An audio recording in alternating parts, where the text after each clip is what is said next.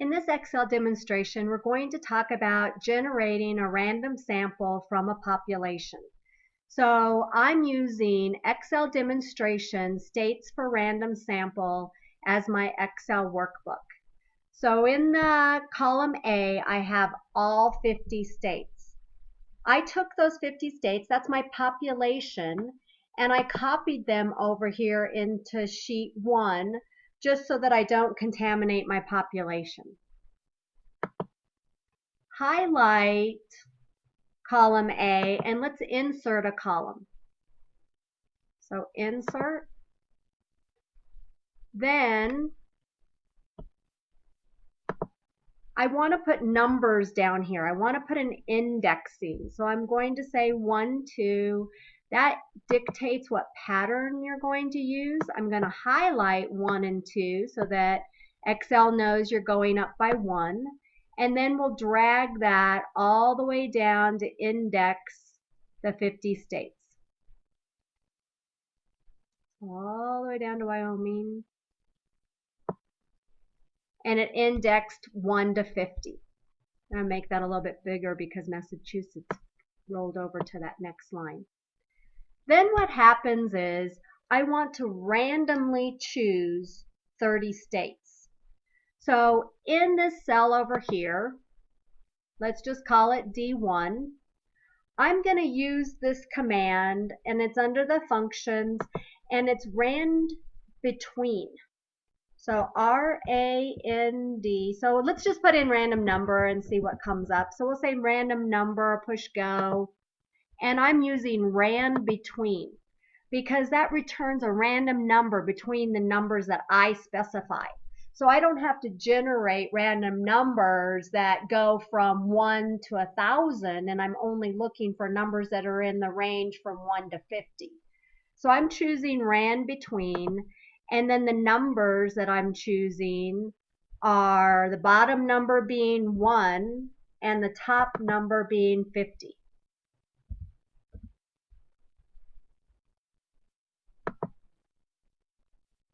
And Excel says, there you go, 18 is a random number between 1 and 50.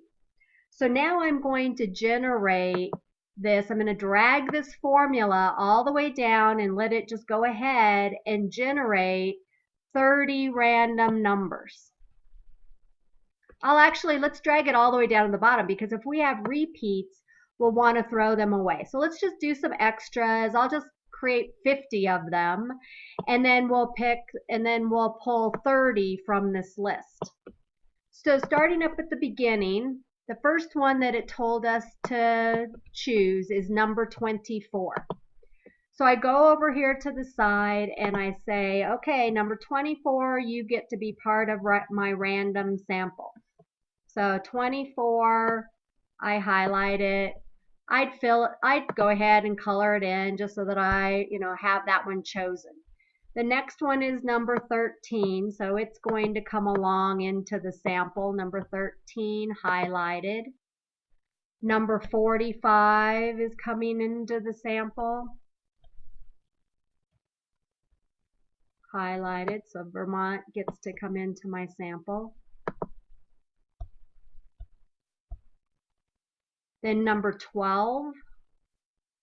Interesting that 12 and 13 are going to come into the data set. Then number 42. So I'm going to highlight these so that I can keep track. So number 42 is going to come into the data set. So I'm coming down here, choosing Tennessee, highlighting it. It's randomly being selected. Then number 39, Rhode Island, highlight. Number 11, highlight.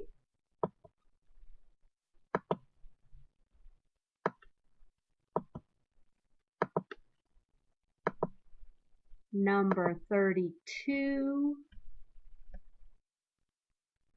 New York gets highlighted. 44 gets highlighted. So this is how I'm choosing. So I let Excel generate the random numbers by picking the numbers between. So 44 was the last one that I generated down here. So 44 Utah. So this one and this one. And then 21 Massachusetts.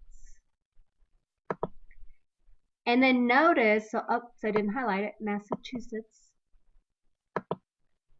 Then notice how I get 29, 29. So this was why I said let's take bigger numbers. Let's do, 50 of them, because if I get duplicates, I don't want to count them again. So I'm going to highlight 29. So if I get a repetition, I'm going to exclude it. So I'll take this and I'll highlight 29. That's going to take care of this one and this one, right? And then 40 becomes the member of the data set. So I'm not going to bore you to tears with finding all 30 of the pieces, but this is what you would do is you would come along here, you generate all of them, and then you'd come up with your 30 pieces of data. Number 2, Alaska gets to come into the data set. And then number 12 is already chosen, so I don't choose it again. So I'm highlighting those. 43, Texas. And then when I finish my 30 pieces, what I would do is go back. So let's pretend I have all 30 of the pieces done. I'd come in here and I'd delete these out of here, only keeping my 30 pieces of data. So I'd delete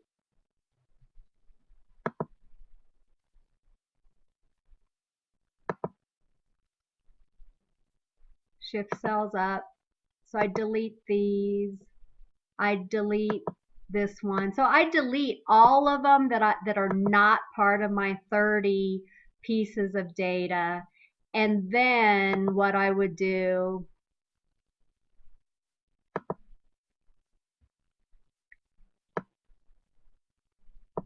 then the last thing that I'd do is I'd come down here to this sheet and I'd label it 30 random states, right?